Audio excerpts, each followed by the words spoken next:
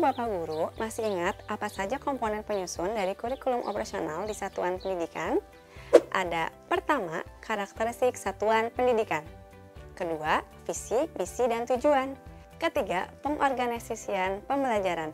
Dan keempat, perencanaan pembelajaran. Dua komponen pertama sudah kita pelajari di video sebelumnya. Nah, pada video ini kita akan belajar dua komponen selanjutnya, yaitu pengorganisasian pembelajaran dan perencanaan pembelajaran. Mari kita mulai membahas komponen pengorganisasian pembelajaran. Pengorganisasian pembelajaran merupakan cara sekolah mengatur muatan kurikulum dalam satu rentang waktu dan beban belajar, termasuk cara sekolah mengelola pembelajaran untuk memenuhi capaian pembelajaran dan profil pelajar Pancasila. Mengapa pengorganisasian pembelajaran penting dilakukan?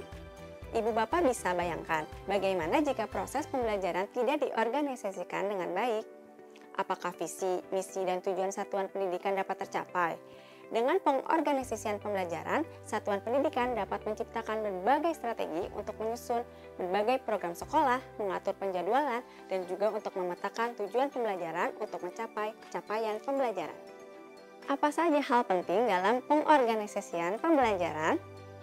Pertama, satuan pendidikan perlu mengorganisasikan pembelajaran ke dalam bentuk struktur kurikulum yang meliputi intrakurikuler, proyek penguatan profil pelajar Pancasila, dan ekstrakurikuler.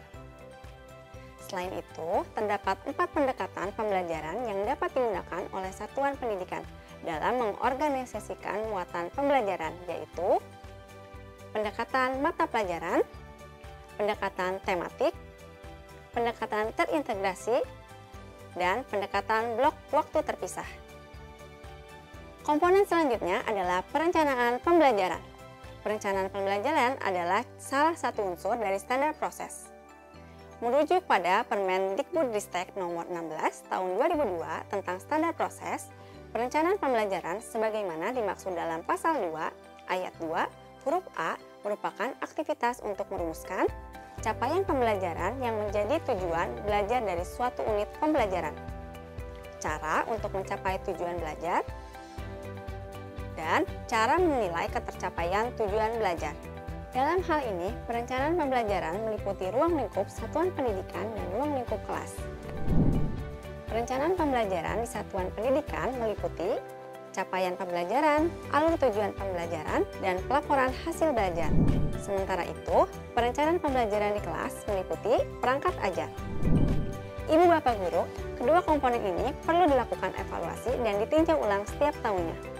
Mengapa? Karena ranah pembelajaran adalah hal yang dinamis. Peserta didik pun mengalami perkembangan dan pergantian setiap tahunnya. Banyak pula strategi dan ide-ide mengajar baru yang bisa diterapkan. Maka itu, lakukan refleksi minimal sekali dalam 1 tahun ajaran berlalu. Kita dapat menganalisis hal apa yang telah berjalan dengan baik dan hal apa yang memerlukan perbaikan ke depannya. Nah, sampai saat ini kita sudah mengenal keempat komponen kurikulum operasional satuan pendidikan, yang setelah kita cermati semuanya berpusat pada peserta didik. Apakah Ibu Bapak Guru sekalian ada yang bertanya, kapan waktu guru untuk belajar? Adakah rencana pembelajaran untuk guru dan tenaga pendidikan di sekolah? Bagaimana satuan pendidikan dapat meningkatkan kualitas pendidikan di sekolah? Selain keempat komponen di atas, ada satu hal penting yang juga Ibu Bapak perlu ketahui dalam hal meninjau kurikulum, yaitu pendampingan, evaluasi, dan pengembangan profesional. Meskipun pendampingan, evaluasi, dan pengembangan profesional bukan merupakan komponen kurikulum operasional, tapi perannya sangat penting untuk mengukur keberhasilan pendidik dalam memfasilitasi pembelajaran dan satuan pendidikan dalam menjalankan seluruh program pendidikan yang telah direncanakan.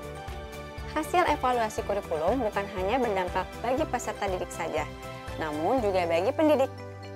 Para guru dapat terus mengembangkan potensi diri dengan menganalisis hal apa yang sudah dilakukan dengan baik dan mana yang perlu terus dikembangkan ke depannya. Misalnya, dari hasil evaluasi, mayoritas tenaga pendidik kesulitan membuat materi menggunakan komputer. Maka, satuan pendidikan bisa mengadakan pelatihan penggunaan Microsoft PowerPoint untuk bahan ajar. Nah, demikianlah komponen kurikulum operasional satuan pendidikan. Keempat komponen ini perlu untuk diketahui oleh seluruh warga sekolah.